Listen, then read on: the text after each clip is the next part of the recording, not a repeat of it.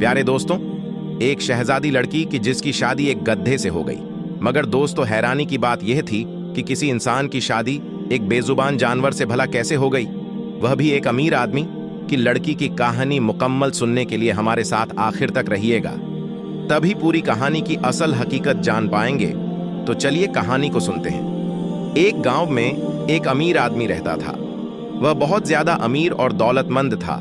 उसके पास बहुत सारी जमीनें थीं, नौकर चाकर थे, उसके पास किसी चीज की कोई कमी नहीं थी। शानदार महल और बहुत सारे गड्ढे भी थे। गड्ढे के साथ साथ उनके पास दुनिया की हर चीज मौजूद थी। उनके इस गांव में और भी बहुत सारे अमीर लोग रहते थे, बस उनके पास एक चीज की कमी थी, उनकी कोई औलाद नहीं थी। इसी वजह से दोनों मियाँ बीवी हमेशा उदास और परेशान रहते थे।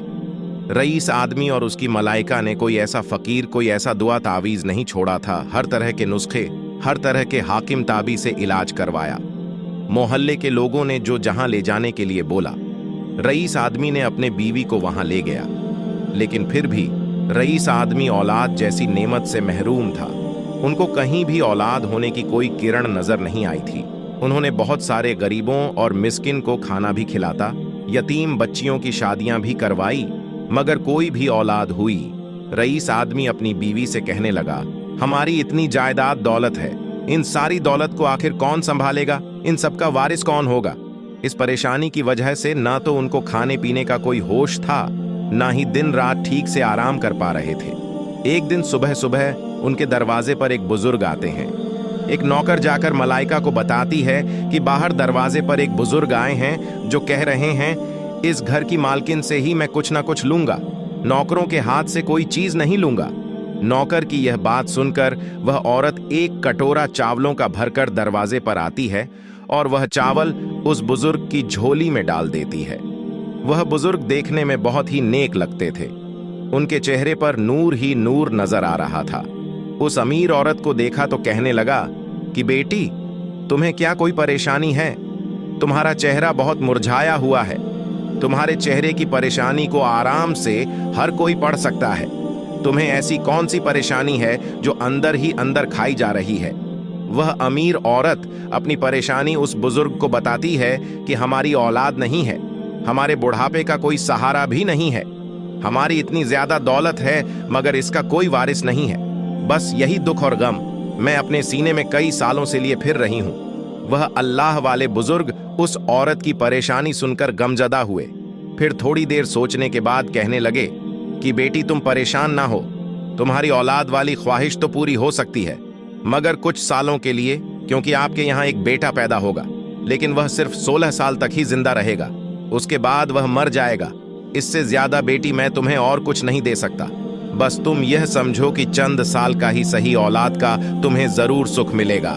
फिर उस बुजुर्ग ने अपने झोले में हाथ डालकर थोड़े से चावल सेठानी की मुट्ठी में रखे और कहने लगा कि इन चावलों की खीर पकाकर तो तू दोनों मियाँ बीवी खाना और इससे तुम्हें एक बेटा पैदा होगा। सेठानी सोचने लगी कि चलो 16 साल के लिए ही सही, आखिर बेटा पैदा होने की खुशी तो मिलेगी।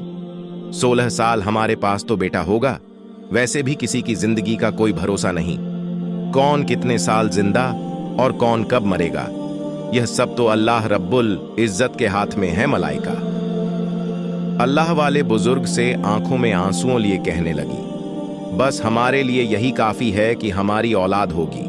मैं 16 साल तक अपने बेटे की बहुत खिदमत करूंगी, उसकी बहुत अच्छे से परवरिश करूंगी, उसको जी जान से प्यार करूंगी। और वैसे 16 साल तक भी जो हमारे दिल की ख्वाहिश है कि आखिरकार इस दौलत को कौन संभालेगा, कौन वारिस बनेगा, आखिर यह ख्वाहिश भी पूरी हो जाएगी।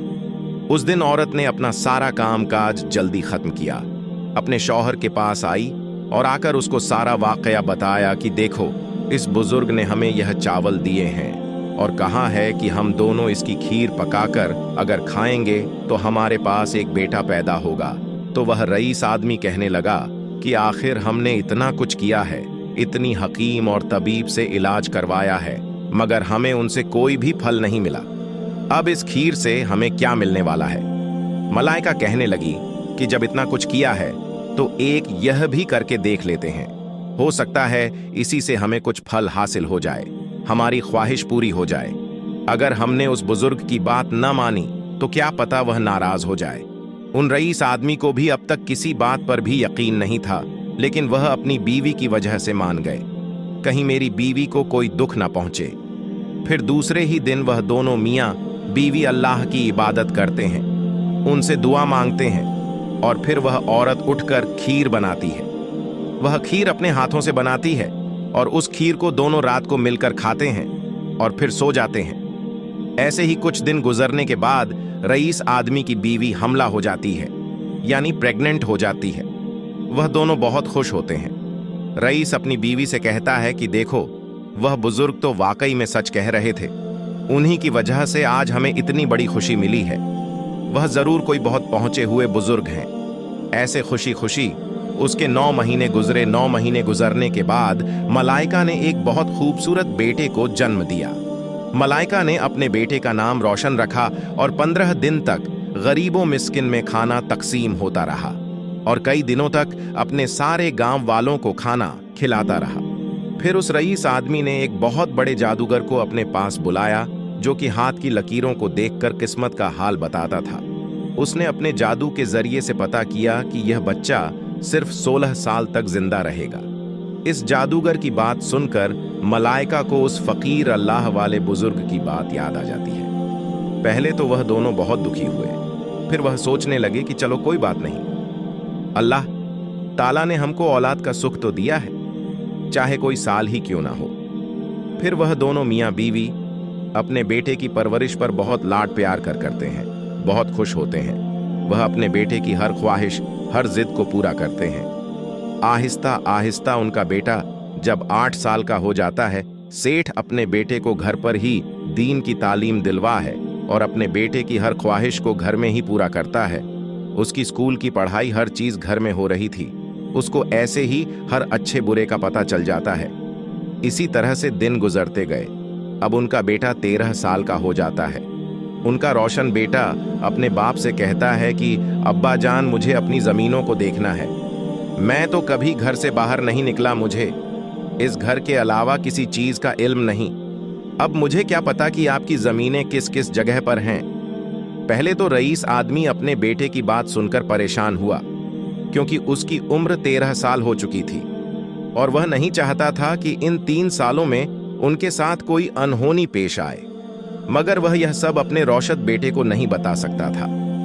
फिर वह अपने चेहरे पर थोड़ी खुशी लाकर कहने लगा कि हाँ हाँ बेटा, तुम जहां चाहे चले जाओ, तुम्हें घूमकर अपनी सारी जमीनें देखनी चाहिए। आखिरकार कल को तुम ही सारी जायदाद के वारिस बनोगे।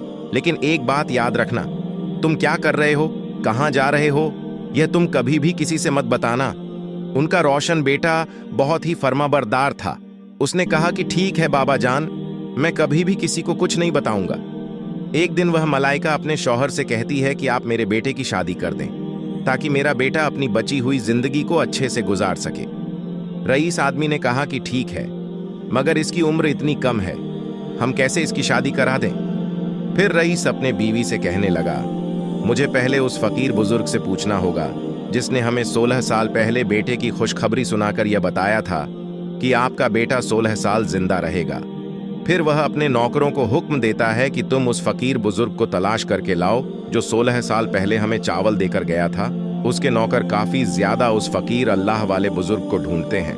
आखिरकार उनको बुजुर्ग मिल जाता है, जो कि जंगल में बैठकर अल्लाह की इबादत कर रहे थे। फिर उन बुजुर्ग को बड़े ही प्यार और अदब एहतराम के साथ उस महल में लाया गया। रईस आदमी उनके सामने हाथ जोड़कर बैठ गया और उनको कहने लगा कि सरकार, 2 साल मेरे बेटे की जिंदगी बाकी रह गई है। अब मैं अपने बेटे की शादी करना चाहता हूं, तो आप मुझे बताएं कि मैं अपने बेटे की शादी कैसी लड़की से करूं। उन बुजुर्ग ने कहा कि आप अपने बेटे की शादी एक हाफिज कुरान लड़की से करवाएं, जो नेक और परहेजगार भी हो, क्योंकि दुआ एक ऐसी चीज है जो तकदीर बदल सकती है, और अगर आपकी बहू हाफिज कुरान होगी तो अपने शौहर के लिए कुछ भी कर सकती है। फिर उस रईस आदमी ने हाफिज कुरान लड़की को तलाश किया और अपने अकबर बेटे का निकाह उस लड़की से करवा दिया। वह गरीब घर से थी, मगर बहुत ही नेक और परहेजगार थी।